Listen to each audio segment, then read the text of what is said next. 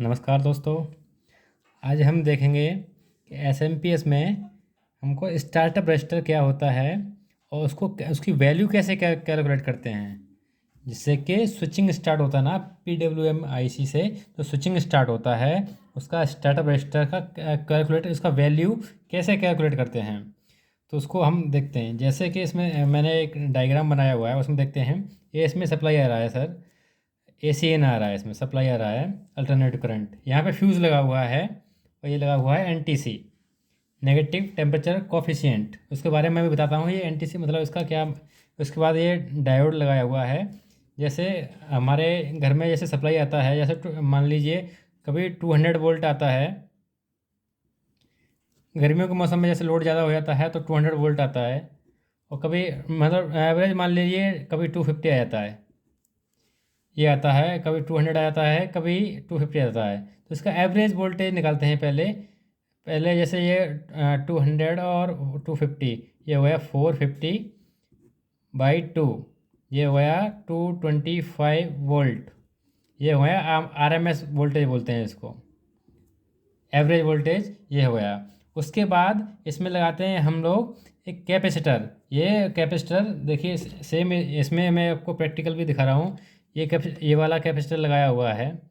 ये इसमें NTC लगा हुआ है, इसमें दिखा रहे हैं NTC है। ये कैपेसिटर लगा हुआ है। कैपेसिटर है 450 देखो वोल्ट का लगा हुआ है इसमें। ये कम मिनिमम 400 या 450 वोल्ट का ये होना चाहिए। अब उस पर कैपेसिटर पे वोल्टेज कितना मिलेगा हमको, तो 225 इंटू 1.414।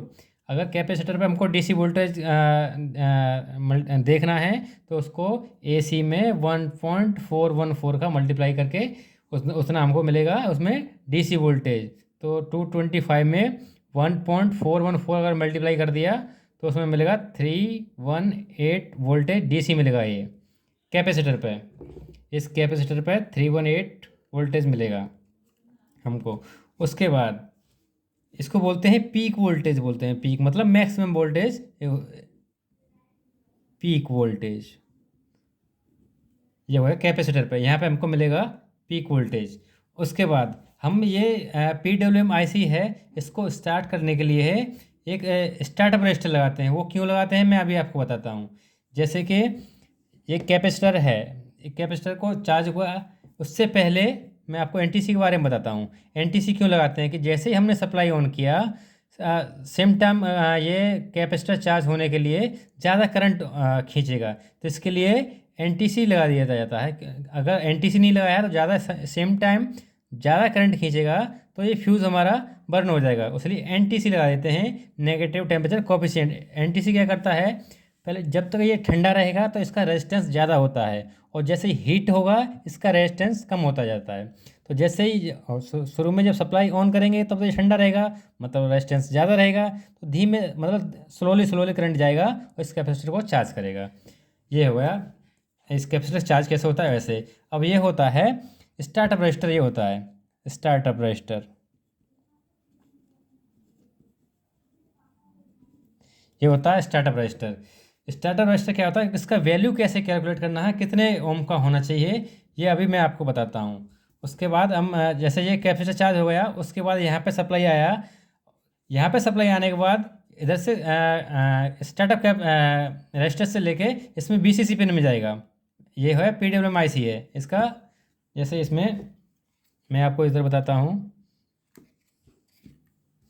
ये है इसका PWM-IC, आपको दिख रहा होगा।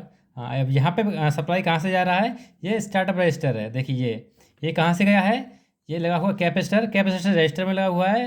रजिस्टर लगा के ये गया है VCC सप्लाई पे। देखिए ये है, उल्टी साइड में दिखा रहा हूँ, ये है कैपेसिटर, इसका ये लगा हुआ है स्टार्टअप रजिस्टर। स्टार्टअप रजिस्टर ये यहाँ पे गया, यहाँ पे लगा हुआ है ये। उसके बाद देखो मैं आपको दिखाता हूँ, ये लगा हुआ है कैपेसिटर, VCC कैपेसिटर ये लगा हुआ है। देखिए ये VCC कैपेसिटर लगा हुआ है। यहाँ से ये स्टार्टअप रजिस्टर है, यहाँ से इधर गया, यहाँ पे एक रेजिस्टेंस लगा हुआ है ये वाला। रेजिस्टेंस के बाद ये पिन नंबर 7 में चला गया। देखिए ये 8 लाख का IC है। IC का डेटा शीट मैं आपको दिखा दूँ तो ये ये आईसी का डेटा शीट है। पिन नंबर 7 पे वीसीसी सप्लाई है। पिन नंबर 7 पे वीसीसी सप्लाई जाना चाहिए। तो देखिए जो डॉट होता है वहाँ से शुरू होता है, लाइक 1 2 3 4 5 6 7। 7 मतलब इस साइड का है, तो 7 ये आ गया। तो वही मैंने बताया था कि ये स्टार्टअप रजिस्टर ये आ गया, यहाँ से ये आ गया, यहाँ से रेजिस्टेंस पे ये इधर ये जगह रेजिस्टेंस लगा हुआ है। उसके बाद ये सेम आ गया इधर 7 नंबर, मतलब वीसीसी सप्लाई आ गया, और ये आ गया यहाँ से वीसीसी सप्लाई। लेकिन ये ऐसे इधर से ये इस रजिस्टर ओनली इसको वीसीसी सप्लाई सॉरी इसको पीडब्ल्यूएम आईसी को ऑन होने के लिए मिनिमम 70 मिली एम्प्स चाहिए। ऑन होने के लिए मिनिमम 70 मिली एम्प्स चाहिए, और रजिस्टर देता है ओनली 0.5 मिली एम्प्स। तो इतने वोल्टेज से ये आईसी ऑन नहीं होगा। तो अभी कैसे ऑन होगा? तो ओनली ये होता है लो करंट का, ओनली 0.5 मिली एम्प्स का है। तो इससे क्या होता है, सबसे पहले जैसे इधर से सप्लाई आया, इधर से ये स्लोली स्लोली मतलब करंट रिलीज़ करेगा यहाँ से। इससे क्या होगा कि ये वाला जो कैपेसिटर है जो ऑक्सिलरी वाइंडिंग में लगा हुआ है, ये हो गया प्राइमरी वाइंडिंग, ये हो गया ऑक्सिलरी वाइंडिंग, इधर होता है सेकेंडरी वाइंडिंग। तो इधर से ये सप्लाई आया धीमे से धीमे धीमे, क्योंकि ये कम करंट का है, ओनली 0.5 मिली एम्प्स का है, तो इसको स्लोली स्लोली इस कैपेसिटर को चार्ज करेगा। जैसे ही ये कैपेसिटर चार्ज होगा तो उसके बाद ये इधर वीसीसी सप्लाई यहाँ से देने लगेगा। मैं आपको अभी सर्किट में भी दिखाऊंगा। ये ऐसे चार्ज होगा और यहाँ पे सप्लाई देने लगेगा। और ये जो प्राइमरी वाइंडिंग से आता है, ये प्राइमरी वाइंडिंग से ये आ रहा है, ये ओनली मॉसफेट के थ्रू ड्रेन पिन से चलाता है, मॉसफेट के थ्रू। अभी क्या होगा, जैसे ये ऑन हो गया वीसीसी से स्विचिंग स्टार्ट हो जाएगा। तो ओनली ये स्टार्टअप के लिए रहता है। जैसे ये ऑन हो गया, स्विचिंग स्टार्ट हो गया, ऑक्सिलरी वाइंडिंग में स्विचिंग स्टार्ट हो गया, तो ऑक्सिलरी वाइंडिंग में करंट आ जाएगा। फिर ये इधर से डायोड के थ्रू ये कैपेसिटर चार्ज होता रहेगा, फिर इधर से करंट आता रहेगा, तो जिससे कि वीसीसी सप्लाई मिलता रहेगा। ओनली स्टार्ट ये वाला जो मैंने बताया है, जो स्टार्टअप रजिस्टर, ये ओनली फॉर स्टार्टअप के लिए है। आप अगर ये स्टार्टअप के बाद ये रजिस्टर निकाल भी दो, फिर भी स्विचिंग होता रहेगा। अगर सप्लाई बंद कर दिया फिर ऑन करना है और ये निकला हुआ है तो स्विचिंग नहीं होगा। समझ रहे दोस्तों? उसके बाद ये आ गया, अभी मैं बता रहा हूँ ये कितने उसका होना चाहिए, कितने वॉट का होना चाहिए, कितने ओम्स का होना चाहिए। तो सेम आपको बता रहा हूँ, ये जैसे हमको मिल गए थे 318 वोल्टेज यहाँ पे मिल गए थे। उसके बाद उसको अभी हमको चाहिए कितने वॉट ओम्स का लगाना चाहिए। तो according to Ohm's law V is equal to IR, ये होता है ओम्स ला। ओम्स ला होता है V इक्वल टू IR। अब अभी हमको चेक करना है रेजिस्टेंस, तो resistance is equal to V upon I। तो V वोल्टेज हमको पता ही है 318 वोल्टेज। इसको ऑन करने के लिए मैंने बताया था आपको कितना करंट रिलीज़ करना है, ओनली 0.5 मिली एम्प्स। 0.5 मिली एम्प्स, 0.5 ये मिली एम्प्स में आ गया। तो इसको कैलकुलेट करना है तो ये एम्प्स में लिखना होगा 318। इसका अगर एम्प्स में कैलकुलेट करेंगे तो इसको 1000 से डिवाइड करेंगे तो ये आ जाएगा 0.0005। ये आ गया हमारे पास, इतने ओम्स होना चाहिए। तो इसको कैलकुलेट करने के बाद आ जाएगा 636000। ये हमको मिल गए ओम। ये हमको इतने ओम का यहाँ पे रेजिस्टेंस होना चाहिए, ये वाला।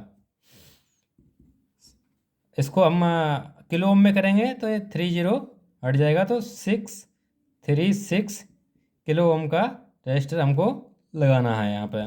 उसके बाद कितने पावर का हमको ये लगाना है, पावर भी हमको चेक करना है कितने पावर का हमको लगाना है। तो पावर का फॉर्मूला होता है P is equal to VI, power हो जाएगा। तो पावर वोल्टेज कितना है, वोल्टेज 318 वोल्टेज है, वोल्टेज है 318 वोल्टेज इंटू करंट कितना है 0.5 मिली एम्प्स। तो इसको एम्प्स में कन्वर्ट करेंगे तो 0005 एम्प्स ये हो जाएगा। तो अभी कितना हो जाएगा, power is equal two point, इसको अगर मल्टीप्लाई करेंगे तो आएगा 0.159 वॉट आएगा। 0.159 का आएगा। तो अकॉर्डिंग थंब रूल हमको डबल इसका कैपेसिटी का डबल का लगाना है, मिनिमम इसकी कैपेसिटी का डबल लगाना है। तो इसको मान लीजिए 0.16 मान लीजिए, तो 0.16 का डबल कितना हो जाएगा, इज इक्वल टू 0.32। तो 0.32 का अगर हमको मिल रहा है ये स्टार्टअप रजिस्टर, तो 0.32 का लगा देंगे, नहीं तो इसको 0.5 वॉट का ये कैपेस 0.5 वॉट एंड ओम कितना आया था, 636 किलो ओम और 0.5 वॉट का इसको लगाएंगे। अभी क्या होगा देखो ये दोस्तों, ये धीमे, ये किस लिए, ये दोनों सेम टाइम में चार्ज होना चाहिए दोनों कैपेसिटर। जैसे ही इसमें सप्लाई आएगा, ये नेगेटिव एनटीसी है, इसके लिए ये भी स्लो करंट पास करेगा पहले, क्योंकि इसका ये ठंडा है तो रेजिस्टेंस ज़्यादा होगा, इसका रेजिस्टेंस ज़्यादा है तो ये भी करंट फ्लो स्लोली करेगा, तो ये कैपेसिटर चार्ज होगा। इसके आगे ये लगा हुआ है, ये ओनली 0.5 मिली एम्प्स का है, तो 0.5 मिली एम्प्स का है, तो ये भी स्लोली करंट चार्ज करेगा, तो इधर होगा। अभी देखिए ये चार्ज होगा तभी उसके पास सप्लाई ये वीसीसी सप्लाई आएगा, तभी यहाँ पे स्विचिंग स्टार्ट होगा। यहाँ पे एक स्नबर सेक्शन भी होता है, उसके बारे में फिर कभी बात करेंगे। अभी देखिए इसमें से अगर कोई भी शॉर्ट हो गया, इसमें से या तो ये डायोड शॉर्ट हो गया या ये कैपेसिटर शॉर्ट हो गया, फिर आपका ये 100% ये वाला रेजिस्टेंस ख़राब हो जाएगा। क्योंकि ये वाला अगर देखिए मान लीजिए अगर ये वाला शॉर्ट हो गया, तो ये वाला सप्लाई कहाँ से आ जाएगा, सीधा यहाँ से सप्लाई आएगा, ये वाला शॉर्ट, और यहाँ से वाइंडिंग से होते हुए सीधा ग्राउंड में जाएगा। ये हीट होने लगेगा, हीट होएगा तो ये जल जाएगा। सेम अभी देखिए अगर ये सही है डायोड, अगर कैपेसिटर शॉर्ट हो गया तो ये भी यहाँ से सप्लाई आएगा और यहाँ से आने के बाद ये ग्राउंड हो जाएगा, फिर भी हीट होगा तो फिर भी ये जल जाएगा। और इसको जो स्टार्ट रेजिस्टेंस के थ्रू ये चार्ज ये कैपेसिटर चार्ज होता है, तो उसको बोलते हैं सॉफ्ट स्टार्ट बोलते हैं इसको। जो रेजिस्टेंस के थ्रू जो स्टार्ट हो रहा है उसको बोलते हैं सॉफ्ट स्टार्ट। यही है आज। अभी आप लोग समझ चुके होंगे कि ये रेजिस्टेंस कितने वाट का लगाना चाहिए, कितने किलो ओम्स का लगाना चाहिए। बस यही मेरे को आप सबको समझाना था। अभी मैं आपको इसमें प्रैक्टिकली इसमें भी दिखा रहा हूँ। देखिए ये कैपेसिटर है, कैपेसिटर अभी आपको बताया था मैंने। ये रेजिस्टेंस, यहाँ से रेजिस्टेंस ये लगाया हुआ है, ये सप्लाई आया हुआ है, ये आपका वीसीसी कैपेसिटर लगा हुआ है। कैपेसिटर के बाद ये रेजिस्टेंस के थ्रू इसमें पिन नंबर 7 में चला गया ये। अभी देखिए ये चला गया रेजिस्टेंस के थ्रू, सॉफ्ट स्टार्ट ये वाला। ये अभी इसके थ्रू कहाँ से जाएगा, देखो ये ट्रांसफार्मर का ये वाइंडिंग है, प्राइमरी वाइंडिंग।